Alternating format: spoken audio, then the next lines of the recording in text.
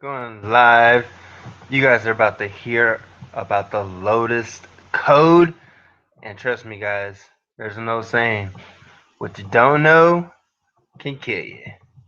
Now you know, and now you're going to live. So enjoy, and questions and answers will be live after this video. I want to welcome you to our ongoing webinar series here at Networking University, where education changes everything. Well, it's been over 10 years since we started, and during those 10 years, we had well in excess of 150,000 student registrations for our courses over that decade. It's abundantly clear. Networking University provides and fulfills a need that exists in our fine profession. Now, for those of you who have not been here before, we set this up in a very neutral environment. It's very clean, no proselytizing. We recognize everybody is already in whatever company they've chosen. And the savvy networkers out there among you are the ones that recognize that our faculty members are paid as much as $10,000 for an hour of their time. They're shuttled all over the world, and they provide similar information there as they do at our university. So the savvy networkers, what do?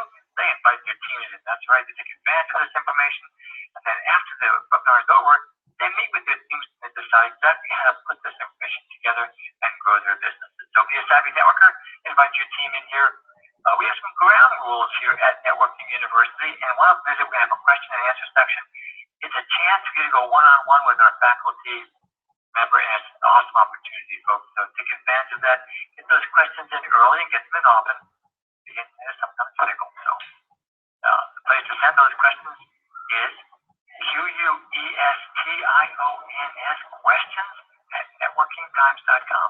So early and often get those done, and hopefully you'll be selected, and you'll have a chance to get your question answered directly by our faculty member, which is an awesome opportunity. Okay. Well, I can tell you, tonight we have an amazing opportunity, because what we're going to do is we're going to be coming back an individual who has been with us since the very, very beginning, and he's going to teach us about the secret path to networking wealth. Now, this individual has been in networking for well over a quarter of a century. He's built some rather large organizations, because of 300,000 people. He's been an author. His most recent book is has an interesting title. He did a focus group on this. He may even tell you about how they got to this, who knows. But it's how to become filthy, stinking rich through network marketing without alienating friends and family. He's also done the Lotus Code, Timeless Wisdom for Accelerated Prosperity. He has a Holy Grail series. He has your first year in network marketing, your best year in network marketing, Power MLM, Self Wealth, and the list goes on. He's just an amazing contributor. He's built huge organizations many times throughout the world. He's been one of the first guys to get credential programs together with Dr. Charles King, who's currently the president of the university. Back in the day, they were doing this program at University of Illinois in Chicago, and also in Seoul, Korea. I think that was 1993. So he is named one of the greatest networkers in the world by Upline Magazine, which is one of the earlier networking publications. And he's just been an amazing individual. He's got lots of fun stories, and one of the most well-read individuals I know on the planet. As I mentioned, a contributor to Networking Times and Networking University since the very beginning. Please give a warm welcome to a very good friend of mine and a legend in networking, Mr. Mark Yarnell. Mark, how you doing tonight? I'm great, Chris. As always, it's good to be with you and your lovely wife and your great university. Well, it's wonderful to have you back, and I'm looking so much forward to this Lotus Code secret path to creating networking wealth. Well, thanks for inviting me. It's always an honor. I'll say this right up front with absolutely no personal motive other than it's just a reality. If somebody calls me and they want help with network marketing, one of the first things I ask them if they're in the industry is, do you read Networking Times? Do you attend Network University? Do you know what Chris and Josephine have done over all these many years? And if they say no, I just basically say, well, you're not serious. And bottom line, I say that not just because we've been friends for a lot of years, and we have, but because every industry has its standout literature. Every industry has its best, in my opinion, puts its best foot forward through some kind of legitimate journalistic and educational activities. And that's really the way Networking University has been. If you don't take the magazine that they put out, please be advised it's the only one I've ever seen with legitimate, fair articles by great leaders and no hidden agenda. You won't see a bunch of ads in there. So when Chris and Josephine offer me the wonderful opportunity to participate in this, it's quite an honor because I think the world of them. I want to begin tonight before getting into, as you see on this first page, Lotus Code, by making a couple of observations, because what I have found most interesting about network marketing during a 28-year career, this April will be 28 years, is how critics depend on ridiculous arguments to try to discredit our profession. It's just unbelievable.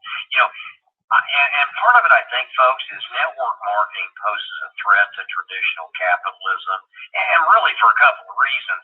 First, it can drain the labor force and I'm talking management labor force, by encouraging, common people to basically become self-employed. And I think, secondly, word-of-mouth advertising without traditional media exposure is an unfair advantage to companies that aren't involved in our distribution model.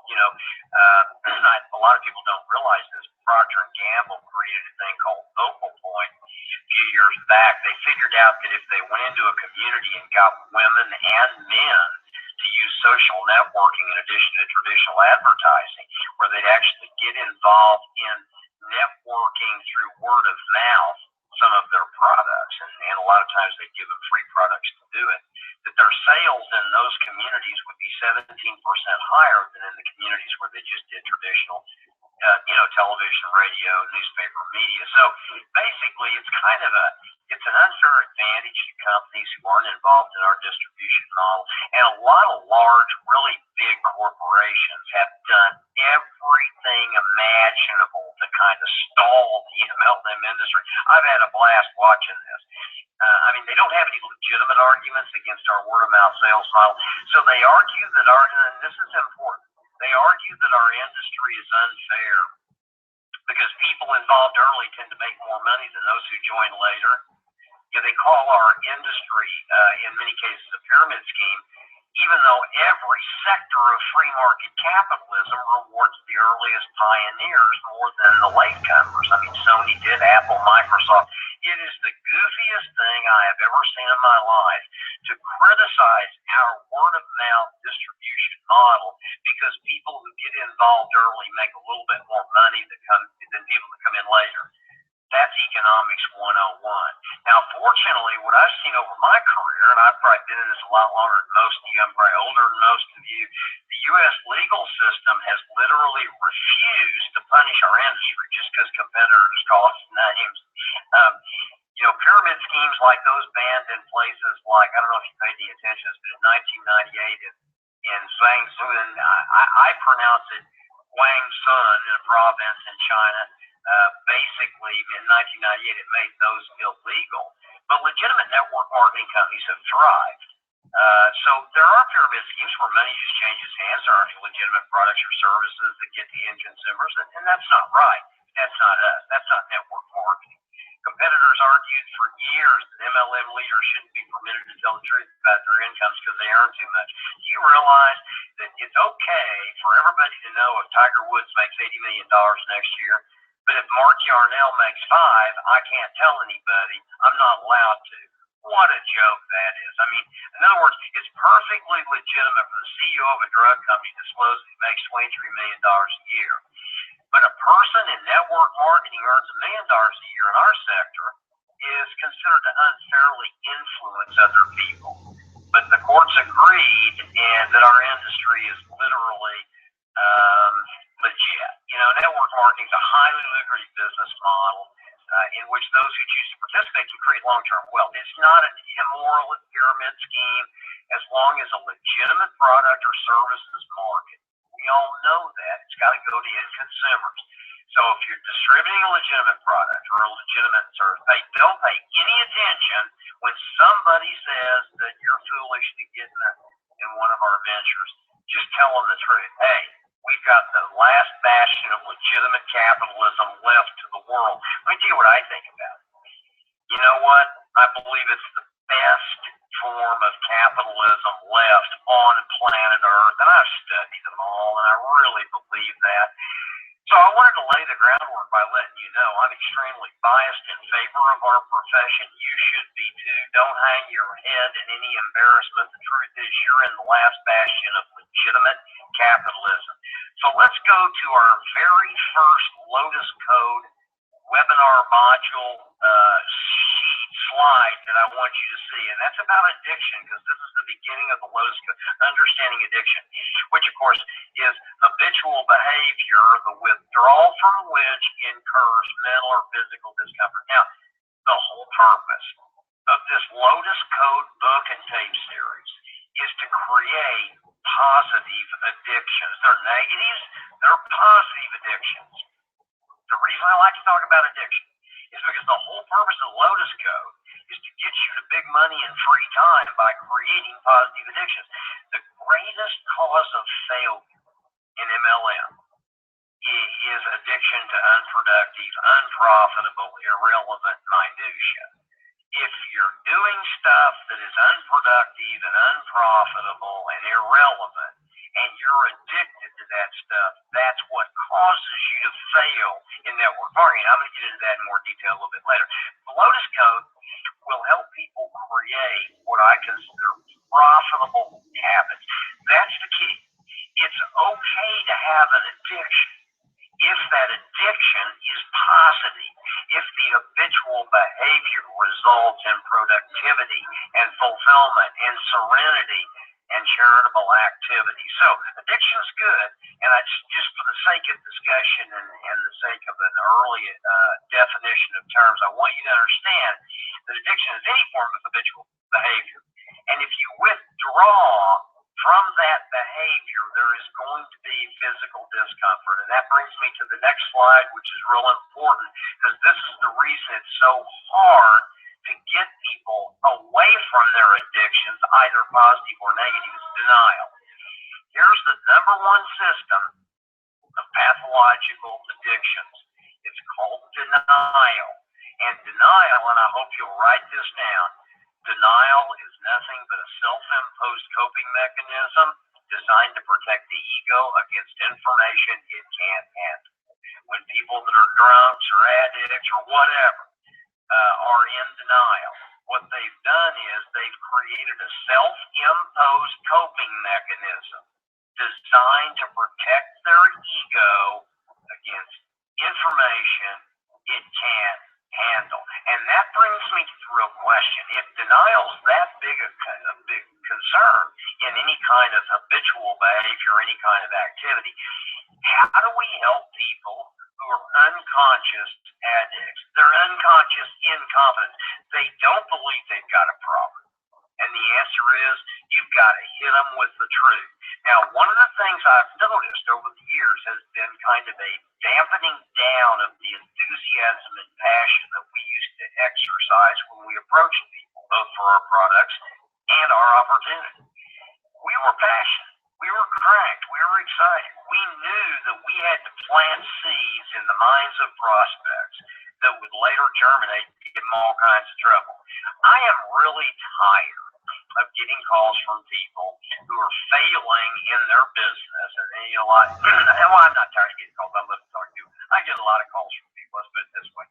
And one of the first things I ask them is, you know, I want to know what they've been doing, how they've been doing it, da-da-da-da-da. One of the things I notice universally that seems to be a problem is most people today use approaches that are literally stupid. And stupid in the sense that not that the people are stupid, they're using them. It's just that they really can't pull people out of denial. Well, the only way you can do that is with what I call a conscious shock. When I talk to prospects, the only way that I'm going to get them out of denial, most of them are in garbage, dead-end, cul-de-sac professions, is I'm going to plant seeds that are going to basically get them excited. I'm going to plant seeds that germinate and give them all kinds of trouble. So let me just make a suggestion. When you're talking to people in traditional capitalism, believe me, they're in denial. They've got this self-imposed coping mechanism. They're going to come up with all kinds of stereotypical objections. They're going to come up with all kinds of arguments against our industry that are that's absolutely tacitly stupid, make absolutely no sense. But Moral Tribes. I'm going to talk to you about some of my favorite books later. But this book, Moral Tribes, one of the things I learned in it is so fascinating. The brain in default mode is automatically no. The default setting for the human brain is no. It is much easier for people to basically just surface a red flag, stereotypical objection to anything that pops up than it is to actually have to flex their brain and think about something. Change is painful. Change is difficult. Most people are in denial. The only way you're going to get people out of denial is you're going to have to call attention to the fact that their life stinks. And you're going to have to do that in a loving, kind way. You don't want to put them down. So when I talk to people, I just ask them, hey, if you knew for sure, if you were positive that it was possible to earn 50 or 100,000 a month, or some people say 30 to 50,000 a month, and retire in 3 or 4 years at that income level, would that interest you? Friends, let me tell you something. If you ask that question of a prospect and they say it wouldn't interest them, move on quick. They've probably got a brain tumor. They may be dangerous. Anybody who can make 30 to 50,000 a month and retire in 4 years instead of spending their time on the 4th-year plan, you understand, people are in denial. People start at age 25 with a sense of direction. I mean, we know this statistically from the actuarial tables and the Prudential. We know that out of every 100 people that started at age 25 with a sense of direction, by age 65, after 40 years of effort, now to be fair, the average person changes jobs or professions every 3.7 years in North America, but the truth is, for 40 years, those 100 people go back and forth to work, back and forth like a silly, sick, caged lion. And after 40 years of effort, 31 are dead, 68 are broke, and one's wealthy. That's what we heard about in the last political election, the last presidential election. A big deal was made of the 1%ers. Well, guess what? And people actually think, well, if I go get in the tent and hold up a sign, I'm in the 99%, that's going to do something. No, it's not. What you want to do is get in the 1%. And everybody's got that opportunity. So, but you got to get them out of denial. And remember, people on the 40-year plan think that's normal. People literally believe the lie that they're told when they're young that they got to make a choice in capitalism. My dad told me this. You heard this when you were a kid. I don't care how old you are. You were told a big lie. And that lie was that you had to make a choice between quality of life or quantity of stuff, but you couldn't have both. Now, here's what I mean by that. But again, remember, out of every 100 people that make this choice, at age 65, 31 are dead, 68 are broken, one's wealthy. So the 40-year plan is just plain stupid. But people don't understand that. They think they had to make a choice. You can either, and here's the choice. You can either have a quantity of stuff or you can have a quality life. You can become a minister, a teacher, or do something where you can be off at 5 o'clock and not have to take your troubles home, be relaxed a little bit. Now, you're never going to make big money, but you're going to get to go to your kids' soccer games and recitals, and you're going to be with the people you love most a lot.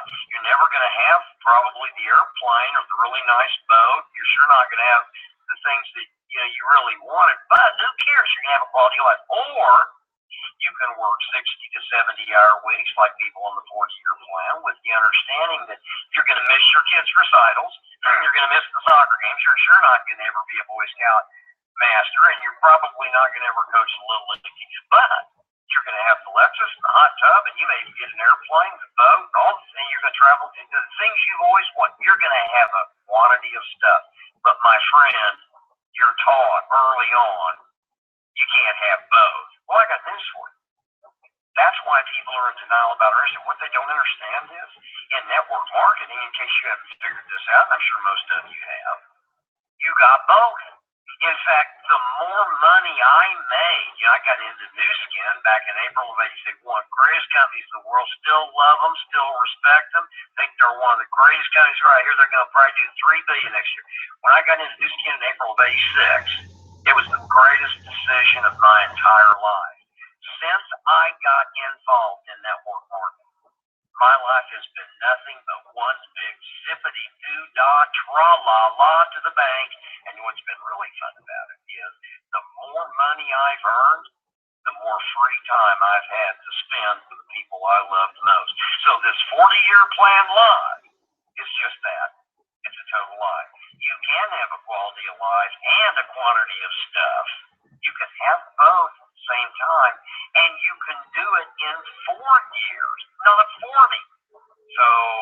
the 4-year plan makes a lot more sense, don't you? But remember, people are in denial. So you've got to get them out of denial. Now let's go to the next slide, because there is one thing you got to understand, and that's mirror neurons. The role of mirror neurons in addiction beginnings is very simple. We've all got mirror neurons. Now, basically what that means, and we know this from studying primates as well as people. Here's the problem. We literally experience 50% of the reward of any behavior that we observe.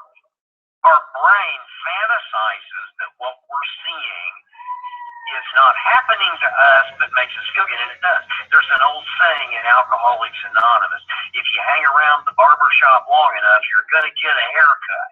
And that's really the truth. And the truth is, you got to stay away from unprofitable addicts. You have got to stay away from the barber shop unless you want a haircut, metaphorically. The truth is, when it comes to mirror neurons, if you're spending your time around people who are counterproductive in terms of their attitudinal belief structures, if they're not in network marketing, if you're watching them text all the time and do the goofball things that people do, if you see them getting in, on a train or a boat or a plane or into traffic to get to work, your mirror neurons are really the problem in addiction beginnings. And the more that you see other people do that, believe it or not, the more you begin to think that it's respectable. It's the right thing to do. It's not.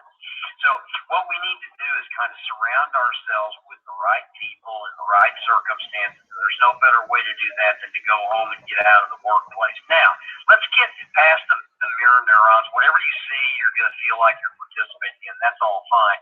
But the next slide is what's really telling, and what I want to talk to you about with respect specifically to the Lotus Code strategy. Alcohol, opiates, food, technology, and porn. Those are the recognized addiction problems that people have. Now, these addictions are all equal when it comes to devastating consequences, to the extent that they alter your behavior and block you from your goals. Now, listen to me carefully. I've had a lot of people, and believe me, listen to me, I understand this stuff. I've started free drug and alcohol treatment centers for street people. I've taken part of my money and had a ball working with people at the Nevada State Penitentiary, teaching them literacy, getting them off drugs and alcohol. But people say to me, Yarnell, you're nuts. You can't rank technology in there with those other problems. You can't tell me that technology is as dangerous as 151 McCarty's or Percodan or heroin. Oh, really? Well, I'll tell you what. Tell that to my friend, and I'm going to change his first name so he won't be embarrassed. Terry. I grew up with this guy. Now, listen to me carefully. You tell Terry that technology isn't dangerous, that it isn't a very serious addiction. He was addicted to technology, and he was at the church waiting for his wife, the second marriage for both of them. They were in their 50s, early 50s. He's at the church on time, and all the people are there, and they're going to go through this wedding rehearsal. The minister's there, and his wife-to-be isn't. She's 5 minutes late. He picks up his cell phone, and he calls her. Well, unbeknownst to him, it had fallen by the side of the seat. She reached for it, and when she did, she went across the center line, and it killed her in a head-on. But it didn't just kill her. On the way to their wedding rehearsal, she's 5 minutes late. Do you really think he needed to call her because she was 5 minutes? I don't think so. But anyway, he also suffers the indignity of knowing that she's got a family of 3, because the people she hit head-on, they all died too. So if you ask Terry, do you think that technology can be as dangerous an addiction as, say, porn or opiates or alcohol? He'll say worse. You think drugs and alcohol are a problem? Trust me, they're not near the problem that we all have to face, and our mirror neurons tell us it's normal. We walk around the mall, we walk down the street, everywhere we go, we see people stalled using their technology. Nothing wrong with technology. Hey, I've got an iPad. I love my iPad. My wife gave it to me for a birthday last year. I love it. I understand technology, but you think drugs and alcohol are a problem? Let me tell you about something. A friend of mine, this is a cute story, but it really touched me at a heart level. Now picture this, young couple, mom, dad, Jeff's their only son, 5 years old. They go into a restaurant. Now, I don't know if you've noticed this, but if you go into any fine restaurant now, virtually half the people there are paying absolutely no attention to the person they're eating with. They're texting. They're on a little cell phone. Anyway, so they're sitting there, and just like typical, mom's texting somebody, dad's texting, tweeting somebody, who knows. Jeff's sitting there quietly, and the waitress came up. Now, this is the lady telling me, here's exactly what happened. The waitress comes up and she says, what do you folks have? And the mom stops texting for her. She says, well, I want this. And then she turns to the dad and he orders a steak or whatever. And he goes back to his little cell phone, little wireless device. And then she turns to the little 5-year-old Jeff. She said, what would you like, honey? And he says, wow, I'd like a hot dog. And the mother looks up from her text machine and says, absolutely not. Bring him the roast beef and carrots and mashed potatoes and a tall milk, and looks back down her text machine. The mother said, this waitress turned to Jeffy and she said, well, great, honey, what would you like on your hot dog? And both his father and I looked at this lady like she was crazy, and Jeff beamed and smiled and said, mustard and ketchup. She said, great, coming right up. You want fries with that? He said, yeah. She said, good, I'll bring them both. She left. They couldn't believe it. They were indignant, but they didn't waste any time getting back to their text machine. When all of a sudden Jeffy said, hey, Mom, Dad, you know what? That lady, she thinks I'm real. She said, Mark, I could have cried. I couldn't believe it. It really hit me at a heart level. Now, folks, listen to me carefully. I'm not saying that you'll fail if you can't turn off your technology. I'm saying you'll succeed if you do. There's a big, big difference. People say to me all the time, wait a minute, Yarnell. Are you telling me you can't tell me you've never owned a cell phone? Yeah, I can. Because I'm not going to get tracked down in the restroom at Safeway by my daughter saying, hi, Daddy, what you doing? I don't need irrelevant minutia. I don't need to be tethered to a wireless speed drift of irrelevant minutia all day. But here's what I can promise you. I'm not saying throw away your technology. I'm saying that alcohol, opiates, food, technology, porn, anything that takes you out of the loop of real life when you should be doing your business is of no value 2 hours a day. Give me 2 hours a day, folks. Pretend I'm your coach. I'm not saying you'll fail if you can't turn off your technology. What I am saying is you'll succeed if you do. Trust me, I've been doing this a lot of years.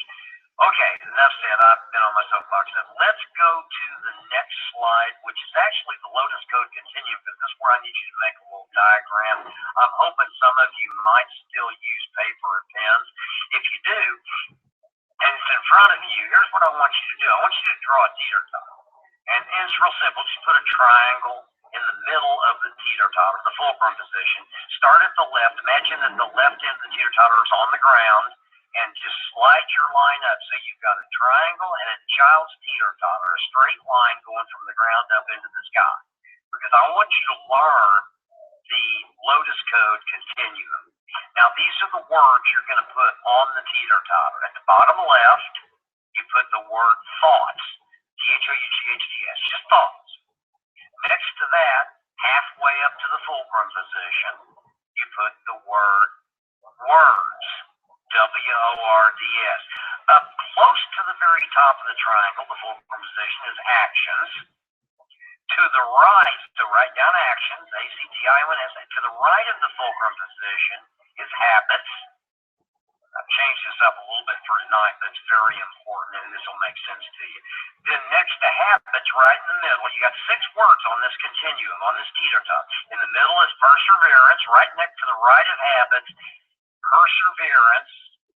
And then on the far right, you've got attainment, and that's the far top right of the teeter-totter, okay? So, first of all, here's how the Lotus Code Continuum works. You start thinking. You start with thoughts.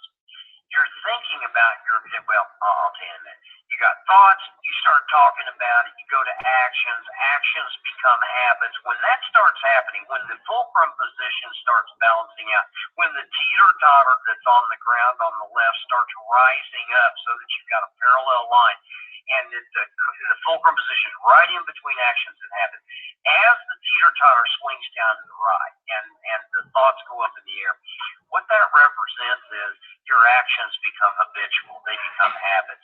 And then you persevere and you reach attainment, whatever your goals are. So first, you create a goal bigger than yourself. This is very important. You do not need to make $100,000 a month. You don't need that much money, and you're probably not greedy. But I can tell you some places to go with $100,000 a month where you'll make a big difference in people's lives. I can show you how to save 10,000 lives a month with just a $3,800 water well. So it's not about you creating a goal bigger than yourself so you can have a nicer boat or airplane. You create a goal bigger than yourself to succeed in the Lotus Code continuum because you're not selfish. Because if you're going for $100,000 a month and you know you're going to make a difference with that money, you're more likely to actually work hard. Okay. Now, number two, you start talking about it with somebody you love, not somebody that's artificial. Somebody you love. I don't care who it is, same sex, your spouse, your best friend, it doesn't matter. You just start talking about what this goal bigger than yours. Because if you're talking to somebody you love, then it's somebody that cares about you and hopefully loves you too and will reason with you, will support you, will be behind you. So first you create a goal bigger than yourself. Then you start talking about it, that's words. Then you start taking action 2 hours a day, okay? 2 hours a day is when the technology gets flipped off. Let's go to the next slide. So that's the Lotus Code continuum. I want to talk to you about actions to habits because it's that magic time when your actions lead to habits, when you've done actions. Here's the money shot. This is what I want to say to you. In a very short time, actions become habits. They become positive habits if they're positive actions. The teeter-totter begins its descent toward the right, and at that point, perseverance is simple. No effort at all. You literally slide toward attainment like butter on a sliding board. It's the easiest thing you have ever seen in your life. That's why this slide's so important. Actions to habits. You've created it. You've written it down. You're thinking about it. You're talking about it with somebody you love. You're going to take action. And after a certain amount of time, relatively short period of time of doing the same thing 2 hours a day, and I'm going to get into some things you can do in a minute, those things become habitual. Once they become habits, you would actually go through withdrawal if you didn't keep doing them. These habits allow you to persevere. I've heard for years the psychological argument. I've heard people say, well, you got to persevere. You got to have stick-to-itiveness. If you follow these Lotus Code principles, perseverance is a natural byproduct of actions that have become habitual. You'll slide where perseverance is not difficult. It's easy to persevere once your activities have become habitual. Trust me, once the fulcrum position switches and the right end that was up in the air starts down to the, metaphorically, to the ground, your habits lead you through perseverance to attainment. And then it's just important that once you hit that goal, you create another one. Jump off the teeter-totter, go back and start at the other end. Create a new goal bigger than yourself. Create new words to talk about with people you love. You see what I'm saying? If you never arrive, the good thing about network marketing is you can keep redefining yourself. You can keep adding different goals. If you're not happy at 100,000 a month, hey, do what I did. Get to 200. If you're not happy at 200,000 a month, hey, do what I did. Get to 300. There is no cap on earnings in network marketing. But here's the key on when going from actions to habits. You've got to turn pro and arm yourself with neurological advantages. Now, that's the really important thing I want to talk to you about next. Let's go to the next slide. Because amateur habits and professional habits are radically different. Here's where people get fouled up. They work like amateurs in network marketing. Now, what do I mean by that? I don't mean that in a disparaging way. I don't mean, well, you're an amateur, in a nasty way. What I'm saying is, an amateur doesn't get paid to do what a professional make anything. The next year, if they can just win one or two tournaments, they're going to make several million. See, in MLM, you're not paid to manage, you're paid to lead. And a leader, listen to this closely, folks, if nobody's told you this before, a leader is someone who consistently demonstrates what's possible. That's what a leader is. You're not a manager, or maybe you are. Maybe your goal is to try to build a daycare instead of a downline. I see a lot of people do that. I say, what have you been doing? You're not making, they call me because they're not making any money. What have you been doing? Well, I've been working with my team. Well, tell me, how big's your team? 8? I said, you don't have a team. You're building a daycare. What you need to do is get out and recruit and lead by example. You're not a manager. So we're paid to lead, and we're paid to demonstrate consistently what's possible by recruiting and retailing. We're paid to do two things: amateur habits, professional habits. You want to develop professional habits, things you're paid to do. Now listen to me carefully, because there's nobody on this call that this does not apply to. You're paid to do two things: recruit and retail. Period. You're paid to recruit and retail. You are not paid to watch Oprah. You're not paid to walk the dog or play pool. You're not paid to play on your iPad, play the game Air Wings, although I love that game and I do it, but I'm not paid to do it. The point I'm making is we're paid to do two things: recruit and retail. Professional habits are involved.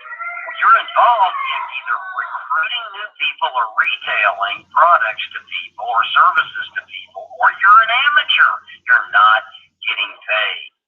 Now, there is one thing I want you to understand. There are three things here that are important. The first two are activities of a professional. The third thing is really the neurological advantage you can have by bettering yourself mentally through reading. This is so critical. Dr. Josephine Gross and I were talking about this today. Let's go to the next sheet, because basically what you're going to see is some of my favorite books that I've read recently. The book list. You can improve your neurological capacity.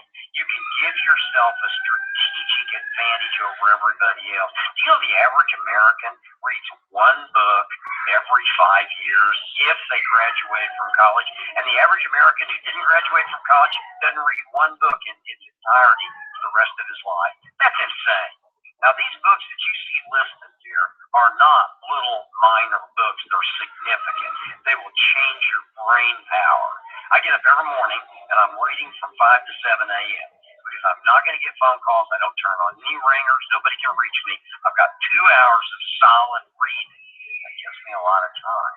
Now, that doesn't make me smarter than anybody, but I guarantee it makes me more well-read, and it gives me some advantages. You're going to love The Art of Thinking Clearly and Let That Neat Junk Is Unbelievable. Think by Michael LeGault is absolutely one of the most remarkable books I've ever read, as is Thinking Fast and Slow. This Daniel Kahneman, this book, Thinking, Fast and Slow. Daniel Kahneman is the only psychologist in history to win a Nobel Prize in economics. How do you do that? You got to be a genius. Unbelievable book. David Corton is one of the most decorated men on planet Earth. I'm not going to go into his whole background, but his book, The Great Turning, is literally unbelievable.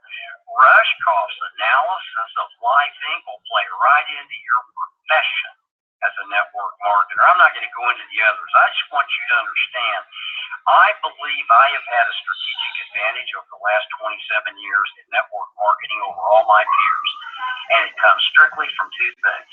One, I do the professional work. I recruit and I retail. And secondly, I read every day so I can improve my neurological connections in my brain. I want to be hardwired to have an advantage over everybody else in the well-read division, because I think it helps you. Enough said, I don't want to browbeat you with that, but start reading, folks. These books are great. People always ask me, what are your favorite books? Well, these are some of them. I give you 20 more, but these are the good ones. Get on them immediately. Now, let's go to the next slide, because these are perfect habits for professional networkers. Here's what I want you to decide. You're going to pick one of 3 numbers. Now, I know this is going to sound like something you can't do or difficult or whatever. Forget it. It's easy.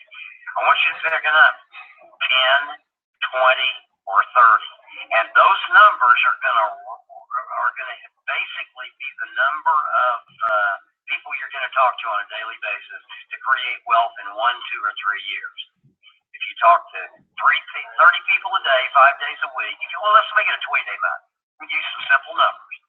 If you talk to 30 people a day, 5 days a week, if you talk to 600 people a month, and worst case scenario, 95% of them don't do anything, that still gives you 30. So 570 people say no. 30 of them either try your product or service or sign up as a distributor. Friends, if 29 of the 30 quit, and you only end up with one winner, and you do that for a year, you've got 12 personally sponsored winners. If half of those people quit and go do another company, you can't make less than $100,000 a month with 6 quality frontline leaders who build large groups underneath them. You can't do it. So 30 people a day. Now, if you want to do it in 2 years, if you want to build wealth in 2 years, talk to 20 people a day on a 20-day month. If you want to do it in 3, talk to 10. If your number is 30, here's what I recommend. These are perfect habits for professional networkers. 10 face-to-face approaches, 10 telephone calls, 10, listen to this one. This is going to, you're not going to believe this one, this is important. 10 handwritten letters to people that you know. 10 handwritten, now, break it down. It could be 3, 3, and 3, or 3, 3, and 4 if you're just going to do 10 a day for a 20-day month. But the point is, 3 face-to-face approaches, 3 telephone calls, and 3 or 4 handwritten letters to friends. Bang, you're rich in 3 years. That's just the way it works. It's all the numbers game. You are a listen to me if you don't hear anything else I said.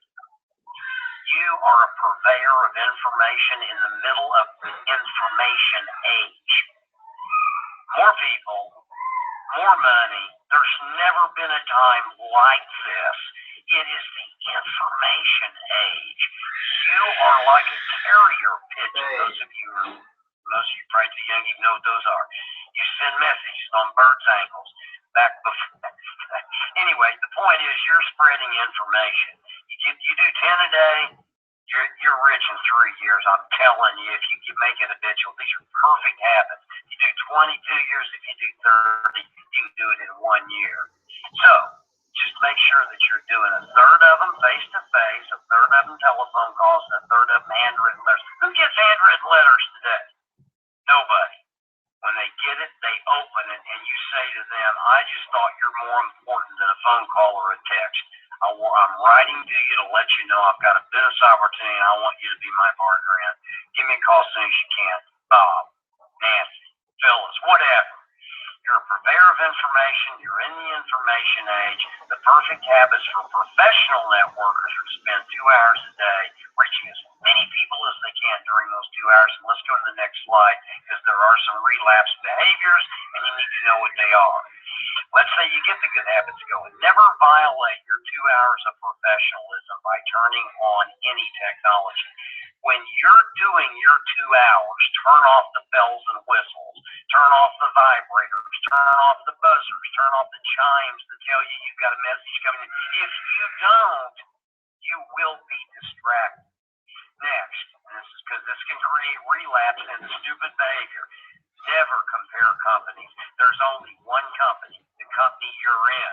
Period. End of the story. Don't compare companies. Total waste of time. That's a relapse behavior that'll send you into mediocrity. Number 3, avoid negative non-networkers. Don't spend your time around morons. Don't spend your time around snakes. If you know somebody doesn't have your core values, they're not involved in networking, they think you're stupid for being an MLM, don't spend any time with people like that. Avoid negative non-networkers, or they're going to create a relapse. You're going to be back on the 4-year plan again. Networking events. I love this one. People call me all the time. I can't understand why I'm not making more money. I've been going to these networking events. Folks, do you really think one person is there without an agenda?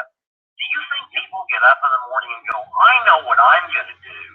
I'm going to go to a special networking event where everybody gets 1 minute to give a talk because I want to join a new company and I know there'll be people there that can help me.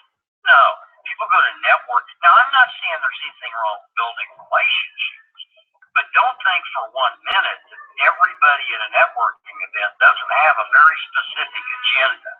That's not the time to count your 2 hours of prospecting at networking events where everybody there is trying to get you to do what they do. Next, terminate all calls immediately with upline closers from other companies. If you find yourself on the phone with somebody else from another company, especially a leader in a three-way situation, get off as quick as you can. You do not have time to waste with people from other companies. And finally, don't waste your time surfing. Half the garbage online is a lie anyway. You can sit and look up comp plans of other companies and compare. You can look up other companies, surf all over them. Somebody say, well, what do you think about this company? You spend an hour looking at their comp plan and their car bonus and their trip to the Bermuda and all. Bull. Don't waste your time surfing. Half the stuff you see is garbage. I went to a I know I'm not even going to go there. The point is, a lot of the stuff is just crap online. You don't have time to waste. Let's go to the final high expectations slide. High expectations lead to maximum fulfillment. I feel very strongly about this. Listen to me here. Folks, raise the bar. Let's knock off the chump change talk. I say this over and over. People don't hear me. Let me make sure you understand the truth about our industry. 100,000 a month is decent. 300,000 a month income is respectable. 750,000 a month and above is good. That's success. But let's knock off the 30K a month aspirations and giving people respect because they make 10 or 20 or 30 or 40,000 a month. You know what one of the problems in our industry is that I've seen this evolution over the last 27 years. There was a time when I first got into this business where, so help me God, there were people in Newton who wouldn't even go to the annual convention because they were only making $50,000 a month and they felt like losers. Now, if people get in a company and make $5,000 a month, they pin a red rose to their butt and give them a new car and walk them across the stage and send them to the Bahamas. Give me a break. We got to raise the bar back. High expectations lead to maximum fulfillment. Get those goals up there, folks. There's no ceiling on earnings in our industry. Nobody can tell you you only get to talk to 10 people tomorrow. You get to do whatever you want. So, 100K a month decent, 300K a month, it's respectable. 750K, you got my interest now. Now you're making some big money. You think I'm crazy saying that? I've got a friend up in the financial industry who made $20 million last year, or excuse me, last month. Well, it wasn't last month, it was the month before last. Arthur made $20 million as a hedge fund manager. All he does is move money around. He doesn't do squat. He creates nothing productive for our world. Me, I distribute products to end consumers that are life transformative. He moves money around and gambles like a gambling boat, a river gambler, and he made $20 million 2 months ago in 1 month. Do you really think we should be embarrassed for changing the world through products and services that are better than people can get through normal retail channels when there are people moving money around and gambling with hedge fund dollars, making $20 million a month? I'm sorry, but I'm tired of that. That's a goofball profession. We're in real capitalism. And I'm sick of people hanging their heads and talking about stupid incomes that are absolutely inconsequential. Let's get some goals figuring ourselves. Let's get some big money objectives. Let's go back to the way it used to be when it was respectable, when people made $500,000 a month, and then people aspired to that. Let's set some higher goals. Now, I think if you've liked this Lotus Code information tonight, I think that Josephine and Chris at Networking University have an offer for you the way that you can get it. Then we'll do some questions and answers. So I'm going to turn it back over to our host. Dr. Gross, are you in? Of course, Mike. All right, awesome. You guys want some questions and answers? Let's do some live stuff real quick. That was some good training. Hope you guys took some notes. If you missed a lot of it, don't worry, man. I'm recording, okay? So I'm going to start recording right now, actually. And I'm going to send the link to the proper chats. All right, when it loads up onto the channel, and I dropped the link inside the chat here and on Facebook, so you guys can join in for some live Q&A, baby. All right,